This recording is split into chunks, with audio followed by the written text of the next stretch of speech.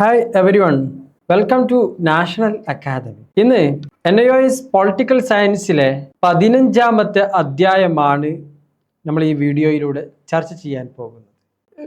15ാമത്തെ അധ്യായം എന്ന് പറയുന്നത് ഹൈക്കോർട്ട് ആൻഡ് സബോർഡിനേറ്റ് കോർട്സ്, ഹൈക്കോടതികളും കീഴ്ക്കോടതികളും എന്ന് പറയുന്ന ഒരു അധ്യായമാണ്. മുൻപ് നമ്മൾ സുപ്രീം കോടതിയെക്കുറിച്ച് വിശദമായിട്ട് ചർച്ച ചെയ്യുകയുണ്ടായി. ഈ ഹൈക്കോടതിയെക്കുറിച്ച് ചർച്ച ചെയ്യുമ്പോൾ ഇന്ത്യയിലെ ഒരു സംസ്ഥാനത്തിലെ നീതിന്യായ വ്യവസ്ഥയിലെ പരമോന്നത പദവി വഹിക്കുന്ന സ്ഥാപനമാണ് ഹൈക്കോടതി. അഥവാ ഒരു സംസ്ഥാനത്തിലെ ഏറ്റവും ടോപ്പിൽ നിൽക്കുന്ന കോടതിയാണ് ഇത് ഹൈക്കോടതി. അതിന് മുകളിലേക്ക് എന്തുണ്ടാകില്ല, ഒരു സംസ്ഥാനത്ത് വേറൊരു കോടതി ഉണ്ടാവുകയില്ല. ഇന്ത്യൻ ഭരണഘടനയിൽ 214 മുതൽ 231 വരെയുള്ള അനുച്ഛേദങ്ങളിലാണ് ഹൈക്കോടതിയെക്കുറിച്ച് പ്രതിപാദിക്കും.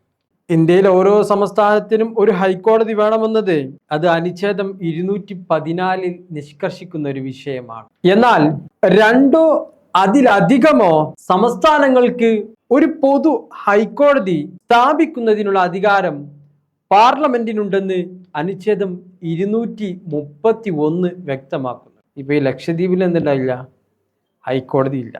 അവര് കേരളവുമായിട്ട് പങ്കിടുന്നത്. ഭരണഘടന നിലവിൽ വരുന്നതിന് മുമ്പ് മദ്രാസ്, ബോംബെ, കൽക്കത്ത, ദില്ലി എന്നിവിടങ്ങളിൽ ഹൈക്കോടതികൾ ഉണ്ടായിരുന്നു.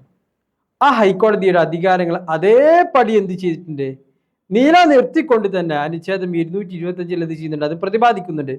സംസ്ഥാന നിയമസഭകൾ നിർമ്മിക്കുന്ന നിയമങ്ങളുടെ അടിസ്ഥാനത്തിൽ എന്ത് ചെയ്തു, ഒന്നിലധികം ബെഞ്ചുകൾ ചില ഹൈക്കോടതികൾക്ക് ഉണ്ടാകാം.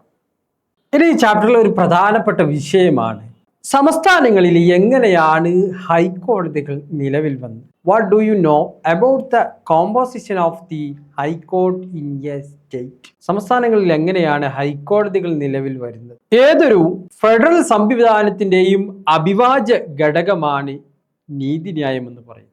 ഇന്ത്യയിലെ ഭരണഘടന ഒരു ഏകീകൃത നീതിന്യായ സമ്പ്രദായമാണ് രൂപീകരിച്ചിരിക്കുന്നത്.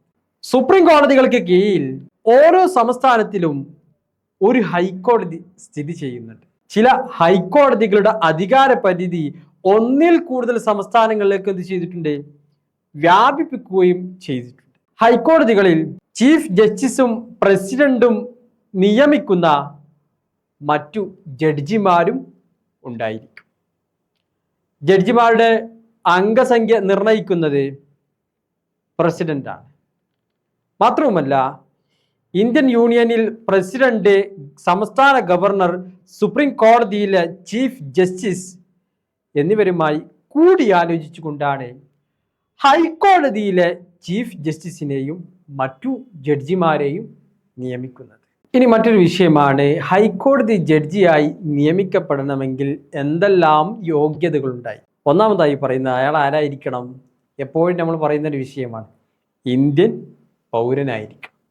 രണ്ടാമത്തേത്, ഏതെങ്കിലും പ്രദേശങ്ങളിലെ നീതിന്യായ വകുപ്പിൽ 10 വർഷത്തിലധികം ജുഡീഷ്യൽ ഓഫീസറായി പ്രവർത്തിച്ച് പരിചയമുള്ള ആളായിരിക്കും. മൂന്നാമതായി പറയുന്നത് 10 വർഷമെങ്കിലും അഭിഭാഷകനായി ഹൈക്കോടതിയിൽ പ്രവർത്തിച്ച് പരിചയമുള്ള ഒരു വ്യക്തിയായിരിക്കും. അതോടൊപ്പം തന്നെ ഹൈക്കോടതി ജഡ്ജിയുടെ റിട്ടയർമെന്റ് പ്രായം എന്ന് പറയുന്നത് 62 വയസ്സാണ്. കാലാവധിക്ക് മുമ്പ് ആ സ്ഥാനത്ത് നിന്നും നീക്കം ചെയ്യാനും കഴിയും. ഇനി ചാപ്റ്ററിൽ ഒരു പ്രധാനപ്പെട്ട ചോദ്യമാണ്, കഴിഞ്ഞ കാല ക്വസ്റ്റ്യൻ പേപ്പറുകളിലൊക്കെ കാണാൻ കഴിയുന്ന ഒരു ചോദ്യമാണ്, ഹൈക്കോടതിയുടെ അധികാരങ്ങളും ചുമതലകളും വിശദീകരിക്കും. ഒന്നാമതായി പറയുന്നത് തനത് അധികാരമാണ്, അപ്പീൽ അധികാരം. ഈ 2 പോയിന്റുകൾ വളരെ പ്രധാനപ്പെട്ട ഒരു പോയിന്റാണ്. അപ്പോൾ ഈ ചാപ്റ്ററിനെ കുറിച്ച് കൂടുതൽ അറിയാനും മനസ്സിലാക്കാനും പഠിക്കാനും ഒക്കെ ആഗ്രഹിക്കുന്നവരാണെങ്കിൽ ഈ ക്ലാസ്സിൻ്റെ വിശദമായിട്ടുള്ള വീഡിയോ ക്ലാസ്സുകൾ ഞങ്ങളുടെ നാഷണൽ അക്കാദമിയുടെ ആപ്പിൽ നിങ്ങൾക്ക് ലഭ്യമാണ്. നിങ്ങൾ അഡ്മിഷൻ എടുക്കാൻ ആഗ്രഹിക്കുന്നവരാണെങ്കിൽ ഉടൻ തന്നെ താഴെ കൊടുത്തിട്ടുള്ള നമ്പറിൽ വിളിച്ചുകൊണ്ട് ജോയിൻ ചെയ്യുക. അപ്പോൾ ഞാൻ മറ്റൊരു വീഡിയോയുമായിട്ട് നിങ്ങളുടെ മുമ്പിലെത്തും. അതുവരേക്കും ഗുഡ് ബൈ.